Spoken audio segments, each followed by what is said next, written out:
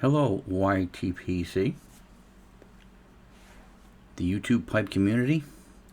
I'm going to do a brief video for you because I haven't done one specifically for you in a long time. And yeah, well, most of my videos lately have been about electric guitars and whatnot. Well, one question I've been asked. Oh, hi Malcolm. Malcolm's down there looking for attention. One question I get asked a lot is, how long do corncob pipes last? If I buy one, how much life am I going to get out of it? Well, to repeat an overused term, the quick answer is your mileage may vary. However, I have found in my pipe smoking experience that none of my corncob pipes have ever been smoked out. Just never burned through.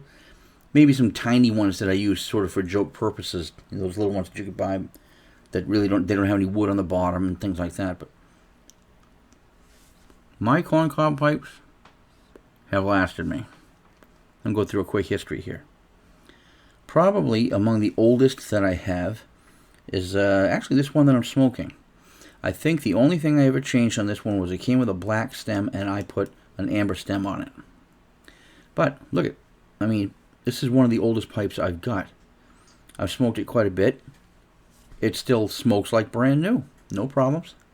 This is a bent Diplomat from Missouri Meerschaum. That's where ultimately most of these pipes come from. I think there's one or two that didn't come from there. But for the most part, they did. Some of them were designed in conjunction, with another company for Missouri Meerschaum. I'll give some examples of those. Let me see. This one right here.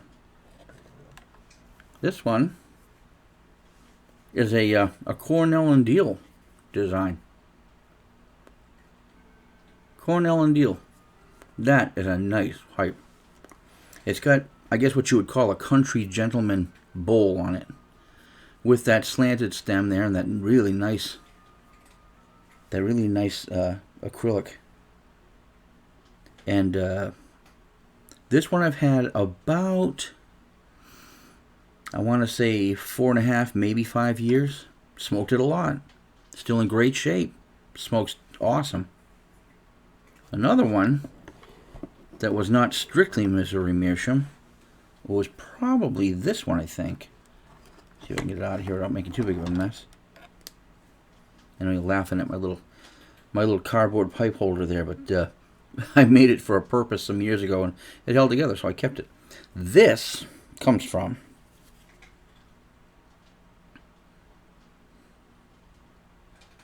Dagner Pipes. Missouri Meerschaum made it for Dagner Pipe Design.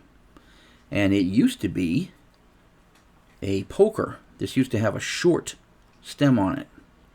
But I added the long amber stem. I just liked it better for some reason. I mean, the short one has its purpose. And I do enjoy some short pipes, like this one. You know, I'm not even sure what they used to call this. I'm not sure they make it anymore. Yep, this one's strictly Missouri Meerschaum, their own design. This one is original.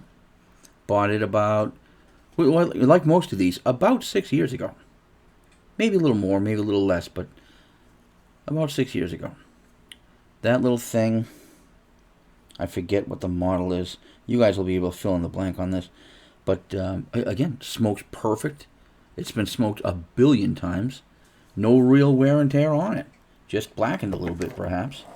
Let's look at the most smoked ones. This is a bent Diplomat. This is probably my oldest. Yeah, this is probably the oldest cob pipe that I have. A bent Diplomat. I love this pipe. Look, it's even worn off the bottom. This has seen a lot of road. And again, I mean, smoked a million times. I put pipe mud in it, and all of these really, because I believe in pipe mud. I buy the kind that you have to mix, because it's like cement, and if you put it in right, it lasts forever. And these, for the most part, there might be one or two that didn't get that kind, but the ones that did, it's still there. I mean, it doesn't erode. This is what happens when you this is what happens when you take a normal pipe and you apply some leather dye to it. I just wanted to see what would happen, so I dyed it red. Came out kind of pink, really, but I like it. I like that color. Again, smoked a billion times. No real wear and tear, no erosion inside the bowl, no loss of material. The bottom, let's see this one. Yeah, that's mudded and still mudded. I mudded it by kind of putting a slanted surface in there. I made it kind of wet, and I let it sit like that, and I made it slanted, and I made sure that I had the you know, of course the air passage open, but I let it sit for a long time without disturbing it, just like that, and I ended up with a nice slanted bottom. Again, it's lasted forever. How long do corncob pipes last? I don't know. I haven't lived long enough to wear one out. I'm going to put my Dagner pipe back in here. Dagner poker. The beauty of these Dagner pokers is that they stand up. You know, they stand up without falling over. Some pipes you can get them to kind of balance up like that, but that one stands just very firmly. But this right here, I think what they call this now is a Mark Twain. I think it's a Mark Twain model. Again, amply smoked. Mudded on the bottom, still solid as literally like rock. Smooth rock. I can feel it with my fingertip. You know, look at that. No cracks, no heat wear, no nothing. This is probably about 6 years old. Yeah, great shape. I mean, I love these. I don't know what it is about corn cob material, but it's kind of beautiful in its own way. And man, you can't destroy it. You can crush it just like you could a piece of porcelain, I suppose. But this is another one. Now, at the time that I bought this, you notice this one's never been smoked. Never been smoked. Yep, mud on the bottom, still pristine as if I just put it in there yesterday. And that's, again, about 6 years old. I bought this as a spare to that one, because at the time I thought, well, it's a corncob pipe. How long is it going to last, right? Well, surprise, surprise, they last forever.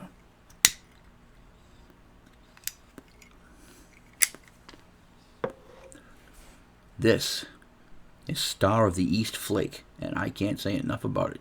You can probably see the jar back there, way in the back. See back there? Follow my stem. Star of the East Flake is one of my favorite, probably my number 2 tobacco of all time. And that's what I'm smoking in this one. Love my cob pipes. This big old bastard, an Elf Cobbett. I enjoy my Churchwardens, and most of my Churchwardens, in fact, all of my actual Churchwardens are briar. You know, that's why they're not represented here right now. Most of my Churchwardens are really long, maybe a few inches longer than that, and they are briar. This one is my only sort of Churchwarden length cob. It is a nice compromise between a short pipe and a Churchwarden. It's about the length of a mini Churchwarden, and that holds a shit ton of tobacco. This thing has been smoked as much as any one of these. This is one of my favorite go-to pipes when I want to relax, you know. If I just want to sit back and I want to hold something in my hand and feel something substantial like I'm having a smoke, that's a great pipe for that. You know, the other one's pretty standard designs. Forget what you even call them. I forget what these models were even called. But look at what a perfect pipe, you know. This and this, you know, pretty much identical. You notice how they never come out exactly the same shape? They're a little bit different. That's the beauty of them. The beauty of them is in their variations. What I like about corncob pipes is that they are natural. They're made of a natural substance and a little bit of wood and a little bit of metal to keep them together maybe sometimes. That's about it, but mostly they're natural. Well, you are wondering about this little thing right here. This is one of Missouri Meerschaum's Hardwood miniature pipes.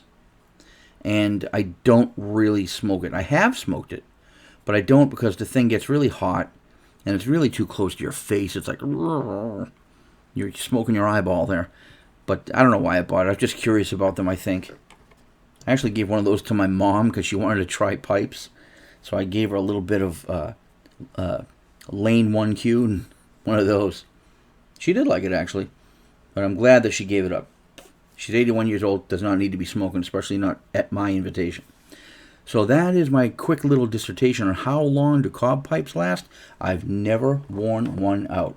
By the way, I've got a Country Gentleman, which is this